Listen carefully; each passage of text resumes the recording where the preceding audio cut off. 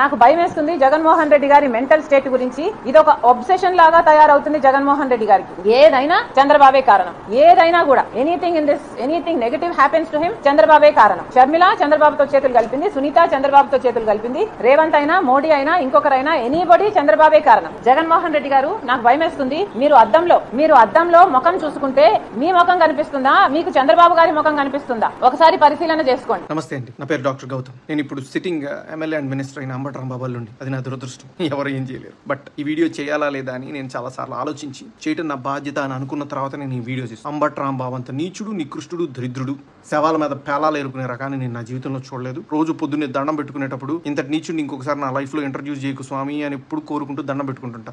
అంత భయంకరమైన వ్యక్తి. ఎందుకు ఇప్పుడు చెప్తున్నానంటే తన పోటీ చేయబోయే పోస్ట్ అలాంటిది. ఏ పోస్ట్ అయితే మంచితనం, మానవతా విలువలు, కనీసం బాధ్యత ఉండాలో వీటిల్లో అందరికీ 100% అందరికీ అన్ని ఉండక్కర్లేదు. 0.001% కూడా లేని వ్యక్తి అంబటి రాంబాబు. ఇలాంటి వ్యక్తికి ఓటేసేటప్పుడు మనకు తెలియకుండానే కొన్నిటిని మనం ప్రోత్సహిస్తున్నట్టు. ఎలాంటి వాటిని? ఎవరైతే నిస్సిగ్గుగా ఎంత పెద్ద గొంతేసుకొని ఎంత పెద్ద అబద్ధాన్ని అరిచినా సరే దాన్ని నిజం చేయొచ్చు అన్న కాన్ఫిడెన్స్ తో బతుకుతారో సమాజంలో, అలాంటి వాళ్ళకి ఓటేస్తున్నట్టు. ఎంత లేకి పనైనా చేసి చాలా హుందాగా బతకచ్చు సమాజంలో అని అనుకునే వాళ్ళకి ఓటేస్తున్నట్టు.